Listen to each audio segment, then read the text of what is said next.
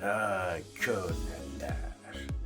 Siz bilirsiniz də, mən içavat çox xoşlayıram.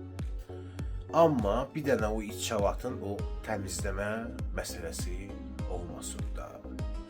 Bax, indi mən sizə çəkib göstərəcəm içavatı, yəni alınan formada necə olur. Sonra da çəkəcəm, sizə göstərəcəm. Artıq doğrayandan, bütün lazım olmayan yerlərini tullayandan sonra siz görəcəksiniz ki, o boyda içavatdan nə qaldı. Bax, bir də istəyirəm ki, həmişə içavat havanda siz bəzi şeylərə diqqət eləməlisiniz.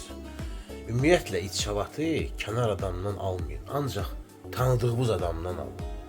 Bax, fikir verin, yəni ki, bax, əsas burada ciyər məsələsidir.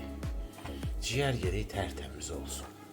Yəni ciyərin üstündə bax belə bir tər, bir də görürsünüz ağ belə sarıntır şeylər olur. Ona qurt deyirlər, ciyərdir, qurt salıb. O qurt salmış olmamalıdır. Yəni ciyər yeri tərtəmiz olsun, eyni rəngdə. Yəni bax buna həmişə fikir verin. Mənim ən zəhləm getdiyim şey bax bu ciyərin bu plonkasını təmizləməkdir. Görürsünüz.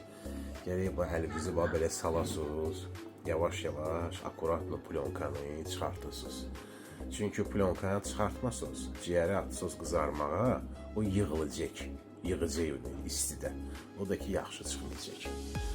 Bu şəkildə yavaş-yavaş təmizləyirsiniz. Doğrayanda qabağınıza belə bir şey çıxacaq. Bunu Azərbaycanca bilmirəm, nə deyirlər? Rusça səhv eləmirəmsə, diafragmadır. Bu ciyərin üstündə olur. Bir də var, iki dənə belə balaca belə ətlər olur. Yəni, bunları da tullamayın. Bunları da xırda-xırda doğrayın. Amma əvvəlində, yəni ki, demək olar ki, əvvəlində atırsınız pişməyə. Çünki bunlar biraz geç pişir. Doğrama, yuma prosesi başa çatdı. Bax, bu birincidə gördüyünüz ürək, bir də ki, diafragma.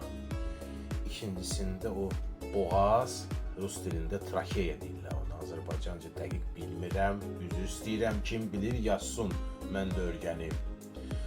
Bağırsaq, qursaq, hamısı orada.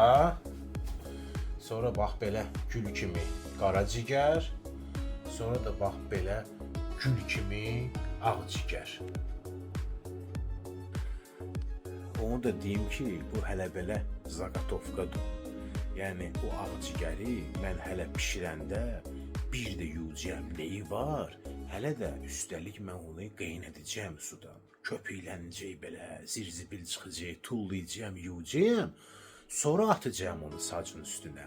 Həmişə yəni onu bilin. Bir də içavatı yuyanda həmişə soğuk suyla yuyun.